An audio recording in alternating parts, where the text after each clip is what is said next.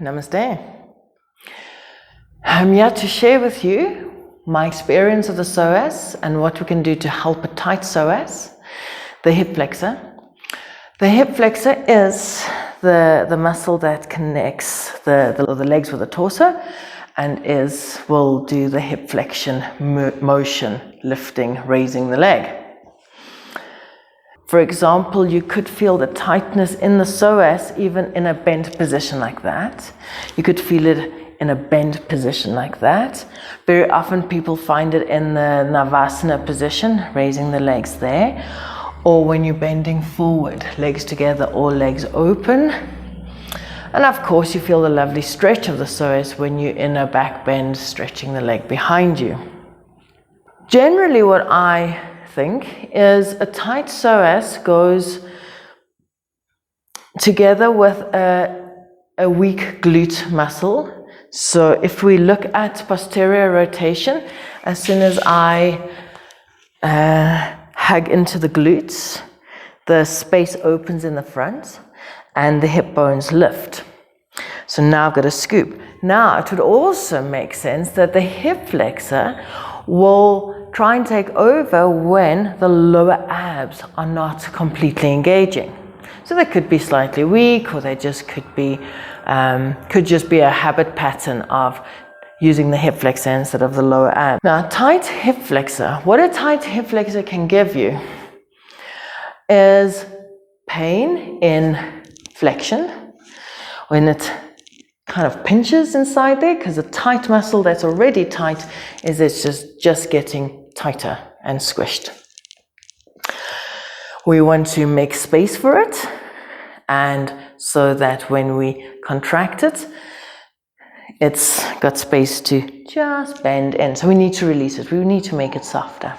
Okay. Also, in any forward folds, it could pinch there. It could in standing balances, when you're raising the leg, could pinch there, bent leg, straight leg, anything lifting the leg, could pinch in these kind of forward folds. So many places, even in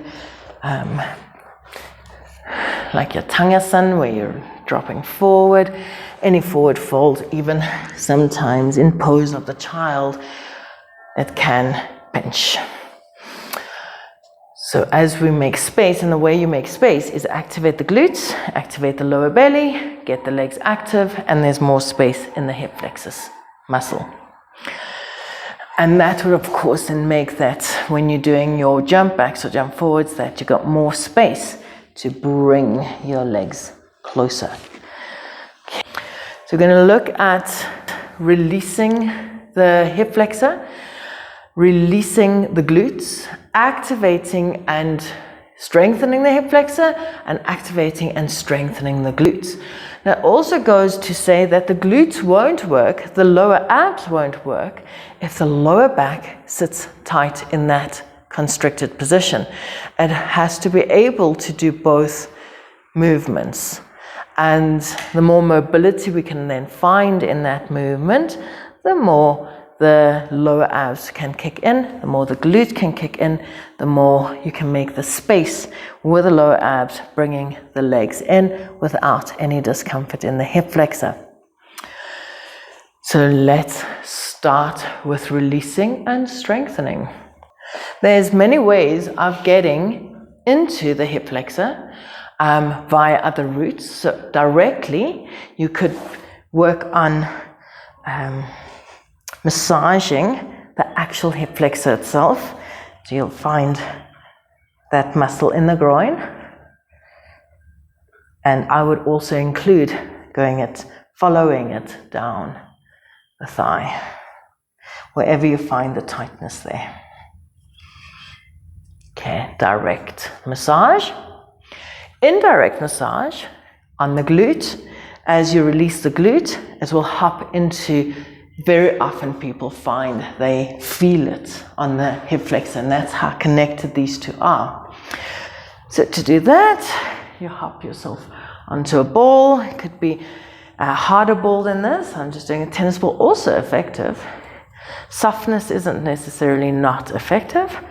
And you release into the glute. You can relax and open and just relax over, letting the ball go deep into the muscle.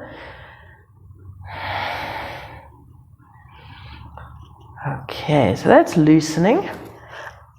Another few things to loosen is the actual activation. So activation will strengthen it and relax it. The psoas, or hip flexor, is connected over here. And let me quickly show. I like doing it lying down, but I'll quickly show you. From your navel, 2 centimeters to the side. So we'll do both sides. And then you go in there, but you don't just go back, you go a little bit in there, kind of aiming towards your navel.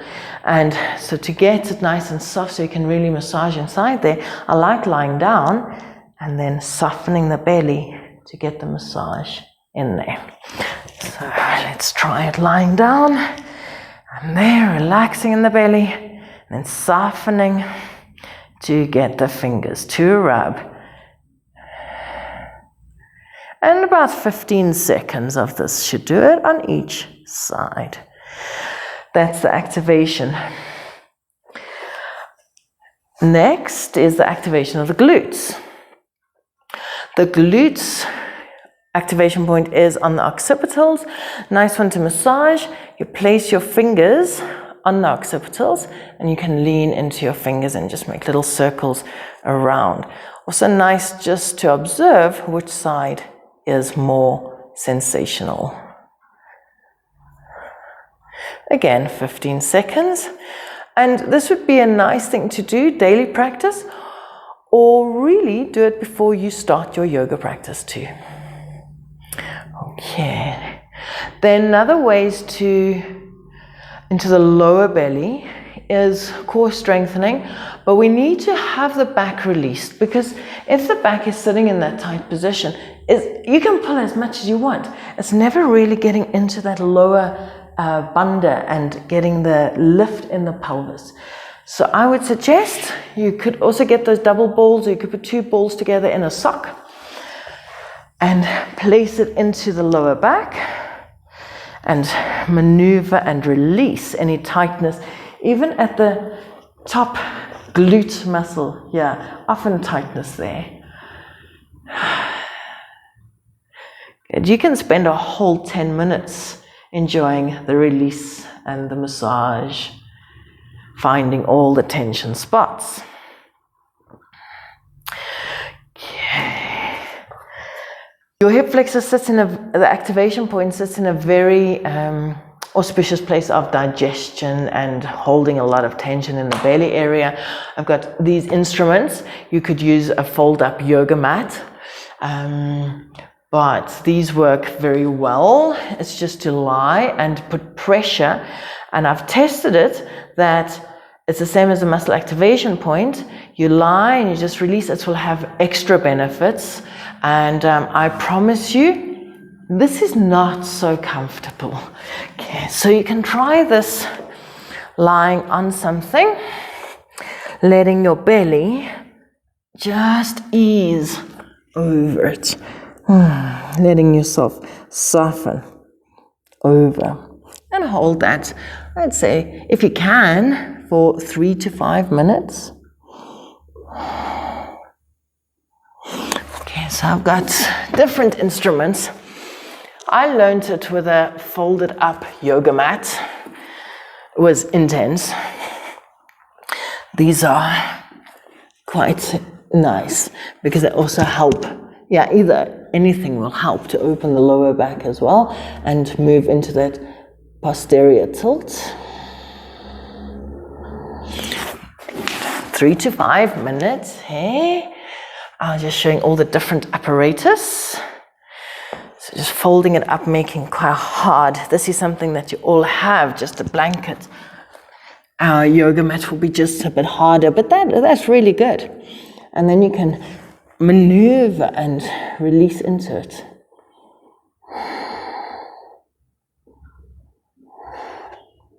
Yeah, this blanket is the gentlest of them all, but a yoga mat might be the worst of them all. Okay. Now, let's look at the exercises you can do to strengthen and stretch the hip flexor. Let's start with stretching. The lunges, of course, are always your good practice. When you do this, don't just do that, because I still can kind of bend back and not really get the hip flexor stretch. So I want to get back where my front leg is a 90-degree angle, and even this one even onto a straight line. Then I use the posterior tilt, squaring the hips, and then pressing forward into the hip flexor, and you should feel it quite quickly in that hip flexor. Breathing. Lifting. Always lifting the lower belly. Good, both sides. I would say hold there for, say, 10 breaths is a good. Okay, of course, pigeon is awesome. It's always an awesome stretch. There you could work on lifting and engaging through. And that's often where you would find the pinch is there in the front leg. And the pinch when you do stuff, bringing your leg close in. For some of us, it's everywhere on all the rotations of the hip, and for some it's only on certain rotations of the hip. So when you're standing, raising a leg, doing it to the side, or even doing forward folds, it can catch in a tight hip flexor. Let's go on to bridge position. Really nice. On a yoga wheel, awesome to stretch your hip flexor.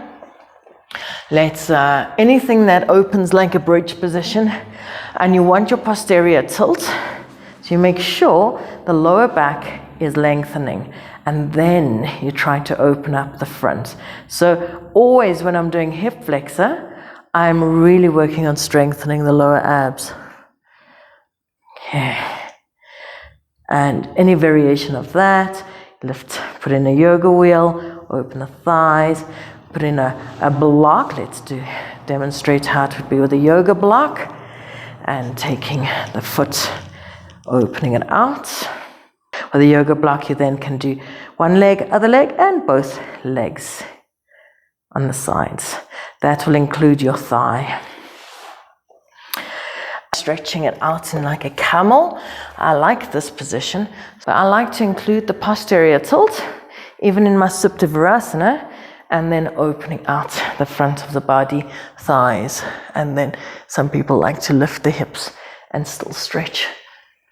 Okay. A very simple hip flexor stretch, and it's quite potent, comes from the trauma release exercises, TRE, done like so. So you can hold the back or just relax the arms. The knees are softly bent and the pelvis thrusted forward, leaning back. Then you lean to one side and you'll feel the one side getting the stretch. And you hold for a few seconds and breathing and over to the other side. And there you would be also activating the glute. Very nice exercise, seeing the front and the back working together there. And you just hold it. You can do it 3 times or so and relax. Let's look at strengthening. Strengthening the glutes. I like Balasana or any kind of back bending, where you look at activating again your posterior tilt, lifting in the belly, getting the lower core, and extending, hugging in the glutes. Thighs up, stretch. So it's really, really nice. So again, at the same time as activating my glute, I'm opening the psoas again.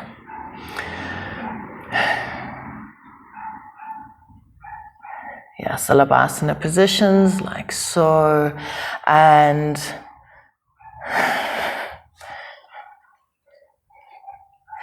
okay, Balasana glutes strengthening.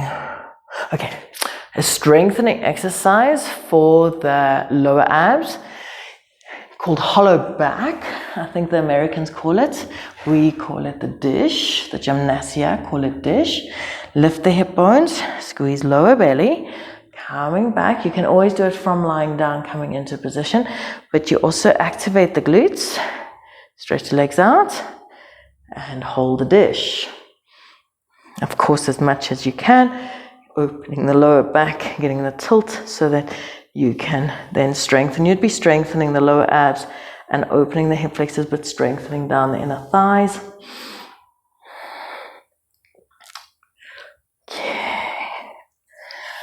And hold that. You can do it in your yoga practice as a moving boat from Navasana, lifting, squeezing, and stretching out to dish, or Ardha Navasana, going back to Navasana, Ardha Navasana.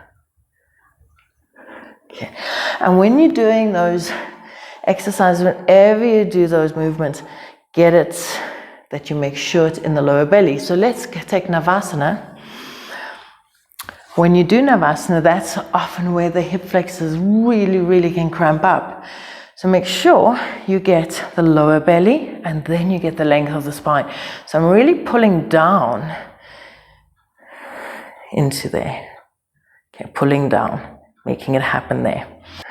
So when I'm doing my normal yoga practice, instead of doing these extra movements, how do I maintain strong glutes, strong lower belly, and open and relaxed hip flexors? Let's look at the poses generally done. It's really throughout your whole practice, you can focus on lifting, opening the space, and hugging from the two sit bones, hugging up into the lower core, into the lower belly. But how do I do that? So I'm going to show you a few poses. And the one that we so often do is down dog. In the down dog position, try not to think of sit bones going up, but rather push the thighs back again, activating, create the space, lift the lower belly, and then extending back into your down dog. So more lifted, more space in the hip flexor. And then every single cobra pose, upward facing dog, is an opportunity to activate the glutes and open the lower belly. So let's look at that. Instead of maybe let's do just a up dog with the knees on the floor. I can go, and it's a nice tummy stretch, but I could activate more into the glutes, lift the tummy, and stretch back with the legs. And that should give me a nice stretch in the front of my hip flexors as well. Okay, activating the glutes. In the Navasana, as I explained, try and make the space. Like it feels to me, I can describe it as trying to drop the lower back down. Drop down. So you're going to sit up straight later, but drop down and then later extend the spine when you're ready, when you have found your lower belly strength. And then you'll lift up, but don't lose it for the lengthening up. But let's take pose of the child. But all forward bends, you want to keep the hips back, lower tummy back, and extend out in the top part of your body. So if I do pose of the child, instead of going there, I'm going to try and lift the hip bones, open the lower back, lift the belly, and release and lengthen when I'm ready. Okay. So, yeah, and then you can release. So you're activating to get that down to lengthen there, and then you can relax, because then there would be that space that has already been created. When you are doing standing poses, again, we're going to activate the leg that's going to remain standing. You push to open, lower back long, so coccyx down, and that will help to scoop. Then the hip flexor space has been created so that you can practice to lift and curl it up. So often people say, oh no, I have to be straight, and then it creates that.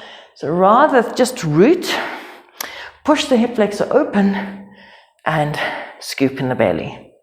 Okay, whichever leg kind of pose you are doing. Open, lifted, strong down, thighs back, glutes active. Okay. Oh yes. Here comes where, for some people, this one is quite tight. I remember my yoga teacher many years ago calling it She said it's like bricks in the hips, like Virasana position, or Triang Mukha Eka, the one-legged one. You want to also sit back, open the lower back, square the hips, and that's what you can start working on first. Instead of, I'm really going to force this one, I'm going to take it, rather start working, hug it in, sit it down, and if this knee is giving problems, take the time to stretch your inner thigh. Your inner thigh can also be massaged, so let's test it. Massage. Make it nice and loose. Could be quite sensational in some areas. 15 seconds is always a nice number. And I'm hugging in. Yeah, then I can start lifting. So I already felt quite a difference in how I can maneuver the body in that position. I was just changing the inner thigh. So inner thigh would obviously have a great impact on the hip flexor. It's right there. Okay, and let's look at, so you're doing all your back bend, your camels, bridge, all with activating the glutes, like your upward facing dog. Your glutes, you can do bridge. You can do bridge, pushing the pelvis open and using the glutes and getting a nice stretch over the front. Activate even into the lower belly, lifting the sit bones into the navel. Good. So your awareness can really capture that in everything that you're doing in your yoga practice to create that space in the hip flexor and eventually allow it to release its tension. Thank you for watching. Namaste. Any comments, questions? Please. They're all welcome. Namaste.